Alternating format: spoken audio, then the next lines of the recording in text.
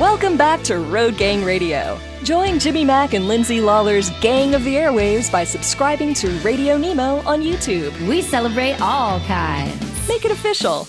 After all, if you're listening, you're already in the gang. The Road Gang. Right now, on the scene, lean and mean, it's load them up, move them out. Tim is going to be joining us. He's the COO for Garner Trucking, and Jacob for Garner Driver is here as well. Tim, hey, it had been a while since you and I got a chance to talk. You brought along a friend, didn't you? Good morning to you. I absolutely did. Good morning to you as well. How is land in Chrulski land? How are things going? Are things treating you okay? Well, we're in trucking, and we're survivors, you know. I understand. And you brought Jacob Szabo along for the ride. By the way, he got a friend out there on the chat, basically a Browns fan, that wanted to tell Jacob good morning as well. So good morning, Jacob. How are you? I'm well. I'm better than I deserve, certainly. And that if it's who I suspect it is in the chat, that would be our most recent driver of the year here at Garner. So Tim, we brought you on here because we want to talk about the Safe Drive Apprenticeship Pilot program, but we also wanted to kind of give you a chance to extend an invitation to one of your drivers to come here. So why don't you kind of unpack what we got going on? Yeah, absolutely. So we became a part of the Safe Driver Apprenticeship program back when it started almost 3 years ago now.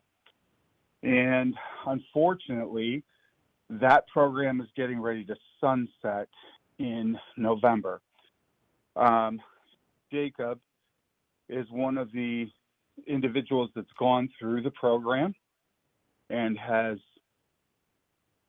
been very, very successful with it. This program, for those that aren't familiar, was an opportunity for carriers to train 18 to 21-year-olds to be able to travel interstate commerce and basically earn their wings to be out on their own.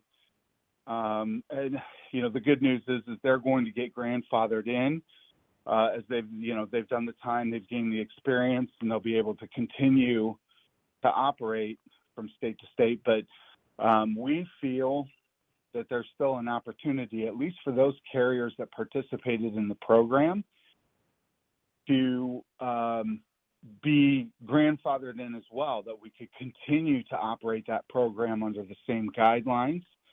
Or I think, you know, maybe even simpler than that, you know, the ask for our government to waive that restriction, which is pretty archaic, of an 18 to 21-year-old only being able to travel intrastate until they become of age. Garner has had 5 individuals that have gone through the program successfully. We still have 4 of those drivers with us today, and a couple of them have aged out, so they've turned 21 while in the program. And it's been a successful ride for those individuals. It's been a successful ride for Garner Trucking, and it's given an opportunity for that to remove that window that happens for our industry. We're always talking about driver shortage.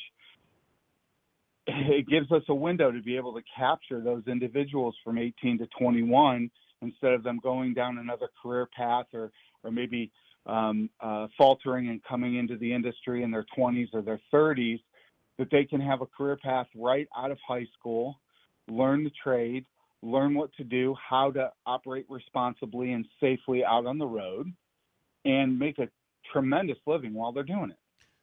Jacob, let me kind of throw this to you, because I often think the best way to make the case is by simply stating the facts. You of course are what I would call evangelist by example. So talk to us about your journey, because you get your CDL at 18 and now here you are 20 years of age, and a lot of places won't hire people until they have like 2 years of experience. Sometimes even the insurance companies get involved and do that.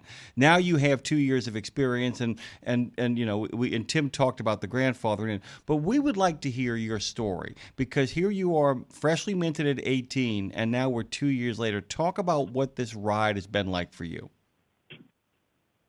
Yeah, certainly. So I got it at, like you said, 18. I was a senior in high school. It was my second semester, and kind of a little bit before that, in the middle of the year, I had to think about, what am I going to do after high school? And I wasn't particularly interested in college, and so at my church, we're pretty, I don't know, traditional. We get married fairly young, so I figured, I'll probably get married in the next few years. So I need to be providing and, setting myself up for success right out of high school. And in God's gracious providence, fortunately, I was born at a time so that when I turned 18, I would kind of, be in this window for this program. So how it works, as we've been talking about, the law is very restrictive. Outside of this program, you're restricted to interstate commerce until you turn 21. And not only does that mean you can't drive outside the state, you can't even haul freight that is originating from out of the state or goes to out of the state. That's still defined as interstate commerce, and you can't do that. It's a violation of federal law. You get read the riot act pretty good if you get caught doing that under a K restriction. So I got my commercial license at 18. I was still in high school. I was going to night classes for it. And I think I got my CDL like a week after I graduated high school, and I got hired in at Garner Trucking that summer, and was paired up with trainer Jesse Liberato, who trained me wonderfully.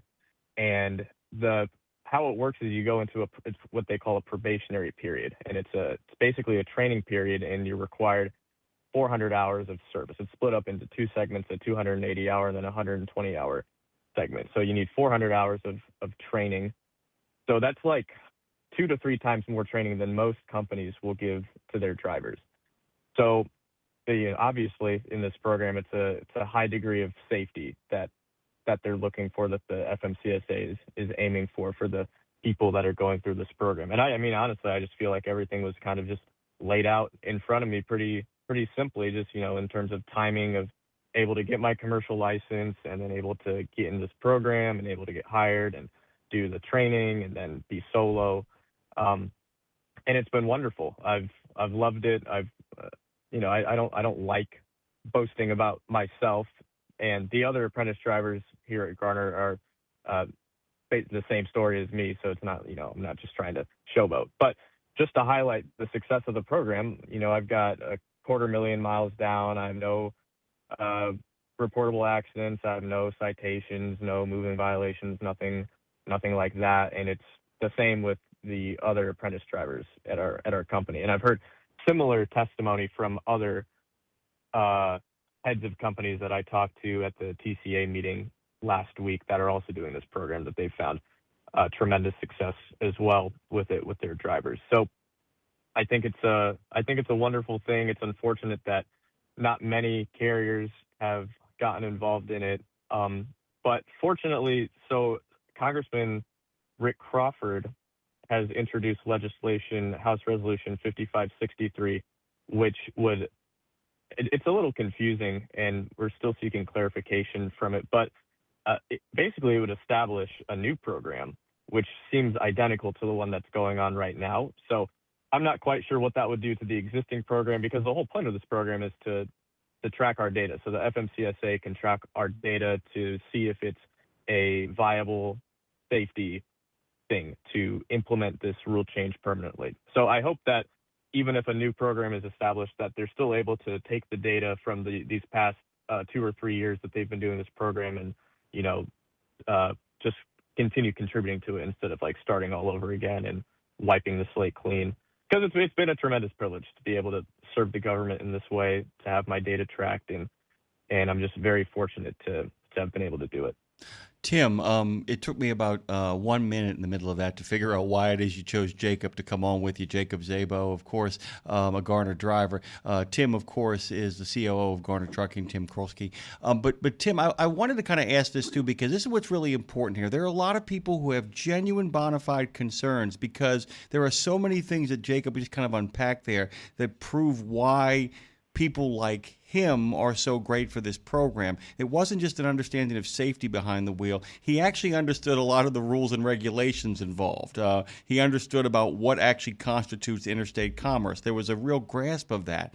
How do we ensure with the onboarding that we're seeing right now, that the kind of training that Jacob has received becomes kind of standardized around the entire industry? Because I think the big fear that many people have is not Jacob. Nobody's afraid of Jacob. Good God Almighty, let's get more 250,000 accident-free miles with an understanding of the rules and regs. Terrific. How do we make sure that other companies don't find loopholes and go, okay, I'm just going to throw some kid behind the wheel? Because this ain't a kid I'm talking to. This is a citizen of the United States who actually understands his responsibilities behind the wheel. How do we ensure that that is what happens on a regular basis from all people who are being brought in at the age of 18?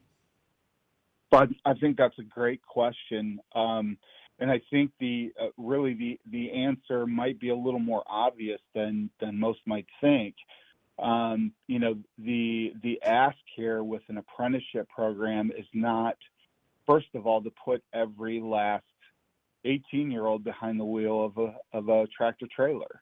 That's where you have to have a fundamental understanding there. We're not talking about everyone that turns 18 gets a CDL. There has to be an aptitude first and foremost, and a want and a desire to get into the industry. I think from that point, and we have, frankly, we have a pretty rigorous and strict hiring set of practices that we go through. So, those regardless of what those governmental qualifications are, we need clean MVRs. We need, some stability in terms of work history. Looking at personality and who the individual is also a part of that process. But then maybe even more importantly, going through, that road testing portion of things to make sure that the individual is actually capable of doing the job.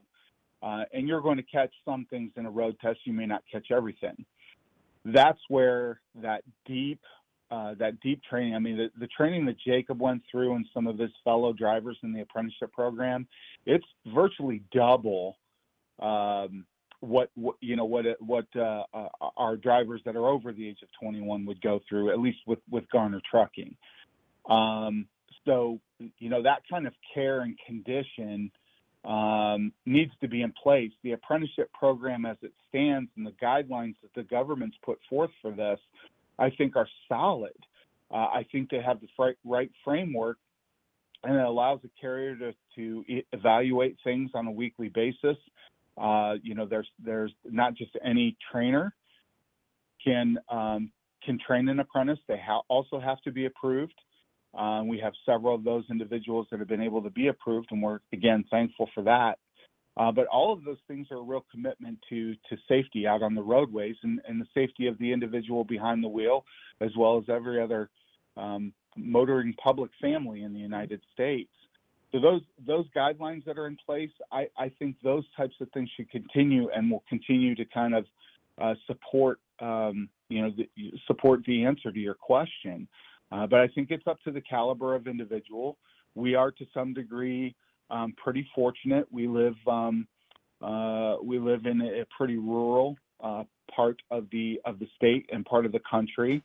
So you find some individuals that love that larger equipment in the first place, and maybe have had an opportunity to operate on a farm, which again gains a little familiarity with handling larger equipment. But I think it's all, at the end of the day, it's in the training, and I think they have the right methodology in place in terms of how this apprenticeship program was framed up. Tim Chrulski, who, of course, is the COO of Garner Trucking. It's been too long since I've actually laid eyes on you, Tim. I hope you're doing well. Jacob Szabo has joined us this morning as well. A citizen driver in many ways, a member of the trucking community, been doing it for 2 years, has a lot more experience than a lot of people who are older than him, and so thrilled to have you both. Tim, really quickly, where can people go if they want to throw their support towards what you guys are doing? They need to write their congressman, need to reach out to people and take a look at this stuff. Where can they get started before we got to shuffle off this radio coil? Yeah, it's a challenge right now, just because we're in the midst of a shutdown. As Jacob mentioned, he and I were on the Hill just last week with Truckload Carriers Association. You can reach out to the FMCSA and send information to them directly, your senators, your House representatives, and just let them know that there is a practical use for a program like this, and we'd like to see it continue. Many industries have it, an apprenticeship program. We should be no different.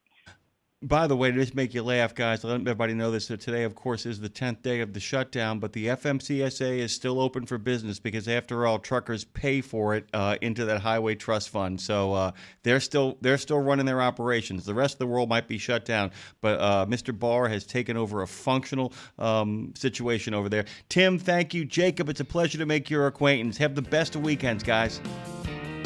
You as well. Thank you very much.